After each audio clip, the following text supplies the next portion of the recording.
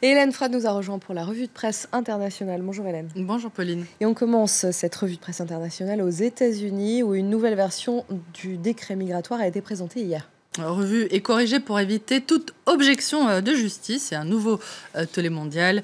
Cette deuxième mouture ne satisfait toujours pas The New York Times, qui ironise sur cette version allégée, je cite, mais toujours pernicieuse du décret migratoire qui cible encore les réfugiés et les ressortissants de 6 pays musulmans.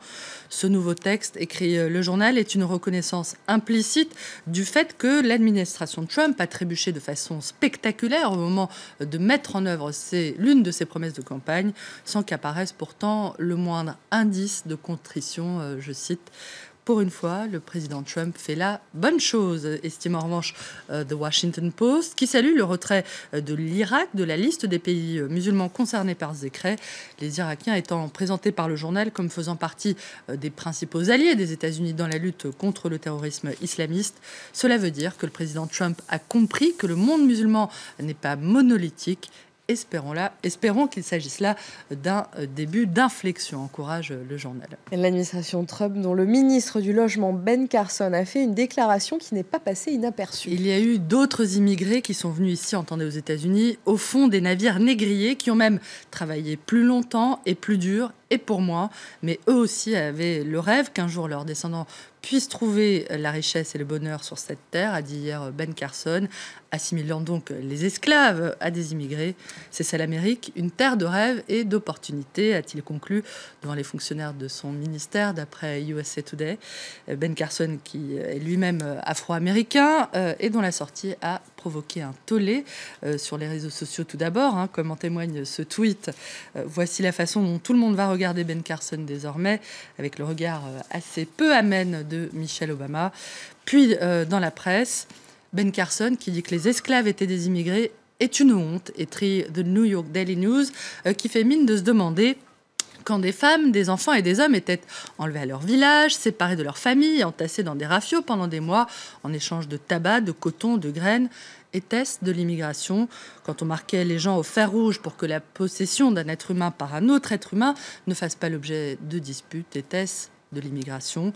Quand les femmes étaient violées au simple motif que c'était jeudi ou vendredi, ou tout simplement parce qu'un propriétaire se sentait l'envie d'exercer sa domination sur la femme, la mère ou la fille d'un autre, était-ce encore de l'immigration? Et direction à présent le Bahreïn où le ministère de la Justice a engagé une procédure judiciaire pour dissoudre le principal parti d'opposition. L'interdiction annoncée du parti Ouad, qui est un groupe laïque, ainsi que la décision de faire traduire plusieurs opposants devant des tribunaux militaires, intervient quelques mois après l'interdiction du principal mouvement d'opposition chiite, rappelle The Guardian, qui évoque de nouvelles attaques contre la dissidence et les droits de l'homme à Bahreïn, critiquant l'attitude du gouvernement britannique, accusé de ne pas réagir à la répression en cours.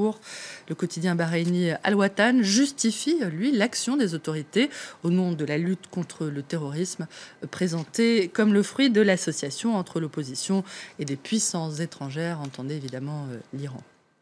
Et à noter également ce matin ce rapport de l'ONG Save the Children, un document alarmant sur le stress et le traumatisme dont souffrent les enfants syriens. Et alors que le conflit entre dans sa 7e année, l'ONG a interrogé 458 mineurs et adultes dans 7 des 14 gouvernorats syriens. Son rapport, repris par The Guardian, fait état de séquelles psychologiques graves touchant les enfants, dont beaucoup souffrent notamment d'incontinence ou de difficultés d'élocution. Le risque d'avoir une génération brisée, perdue par les traumatismes et un stress extrême n'a jamais été aussi grand, alerte Save the Children, qui rappelle qu'au moins 3 millions d'enfants vivent toujours dans des zones de conflit en Syrie, subissant chaque jour des bombardements aériens et des tirs d'obus. Et toute autre chose pour terminer. Une petite histoire insolite trouvée du côté de BuzzFeed qui nous raconte les mésaventures de Bank, la bien nommée, une tortue verte de 25 ans qui vit dans une sorte de petit bassin en Thaïlande parce que les Thaïlandais croient que jeter des pièces aux tortues peut leur porter chance et leur offrir la longévité. Bank a reçu dans son bassin des milliers de pièces tout au cours des années. Le problème, c'est qu'elle en avalait beaucoup de ces pièces, 915 au total, pour un total de 5 kilos, paraît-il. Du coup, Bank, qui était à l'agonie, a dû passer sur la table d'opération. On ne sait pas combien de temps a duré l'intervention, mais semble-t-il, tout est bien qui finit bien. Merci beaucoup Hélène, restez avec nous.